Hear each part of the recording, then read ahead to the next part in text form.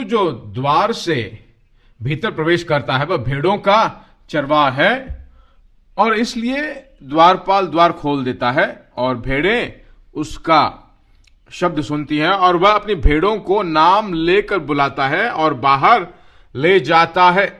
अपने भेड़ों को नाम लेकर बुलाता है। कौन बुलाता है? चरवाहा बुलाता है। चरवाहा कौन है? यहोवा मेरा चरवाहा है। और वह चरवाहा जब लीड करता है, बाहर ले जाता है, तो भलाई की ओर ले जाता है। परमेश्वर भला परमेश्वर है। यह चरवाहा अच्छा चरवाहा है ना? वह किस तरह का चरवाहा है? वह अच्छा चरवाहा है। वह ज्ञान भरा चरवाहा है। उसका मतलब क्या है? अच्छा है। वह सामर्थ भरा चरवाहा है, तो मतलब क्या है?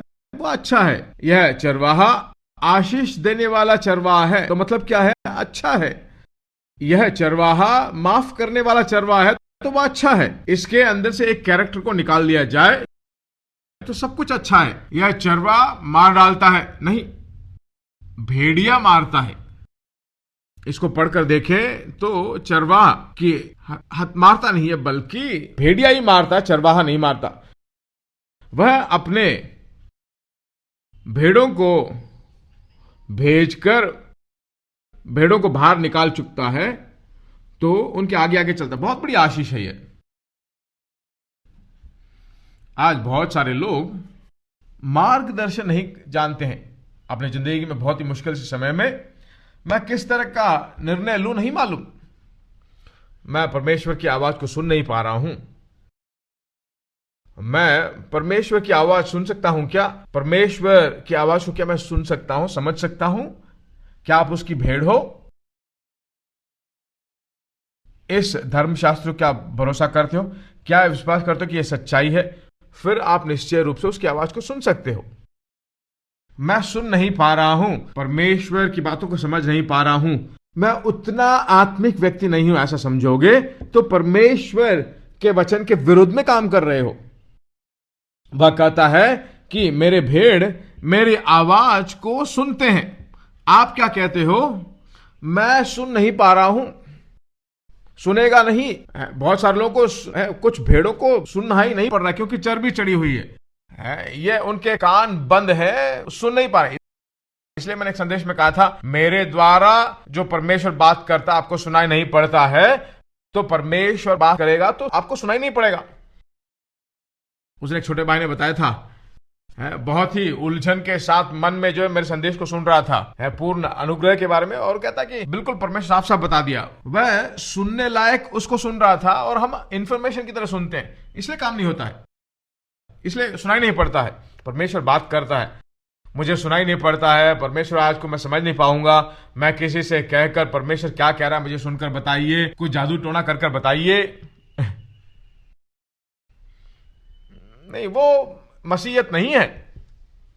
परमेश्वर कहता है, हे भेड़ तुम मेरे भेड़ हो, मैं अच्छी तरह आपको जानता हूं और तुम्हें मुझे मालूम है, इसलिए मैं तुमसे बात करता हूं। वही परमेश्वर है। चौथा वचन भी, वह जब अपनी सब भेड़ों को बाहर निकाल चुकता है तो उनके आगे आगे चलता है और भेड़ें उसके पीछे पीछे हो लेती हैं। परमेश्वर ने कहा, मैं एक अच्छा चरवाहा हूं और भेड़ें मेरी आवाज को सुनती हैं। परमेश्वर ऐसा नहीं कहा कि मैं अच्छी तरह गाय चराता हूं और गाय मेरी आवाज को सुनती हैं।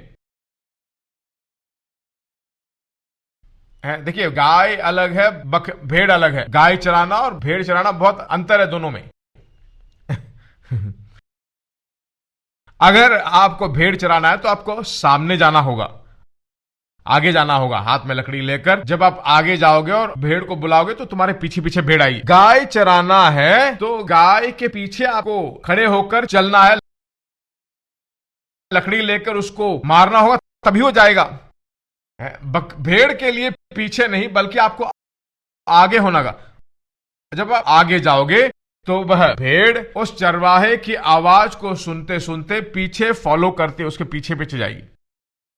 कुछ जगहों में देखा जाए तो बहुत सारे भेड़ एक ही जगह में चराने के लिए बहुत सारे झुंड, जो भेड़ों के झुंड को जो वहां चरा रहे होंगे, बहुत सारे चरवाहे होंगे, और चराने के बाद आखिर में जब वो आवाज देगा तो वो सारे झुंड अलग होकर एक एक चरवाहा के पीछे चले जाएंगे। क्या आप उसके भेड़ हो? उसकी भेड़ हो तो उसके कहने की आवाज आपको साफ सुनाई पड़ेगी। परमेश्वर जो बोलता है, ये परमेश्वर ने बोला है, परमेश्वर नहीं बोला है, आपको सुनाई पड़ेगा।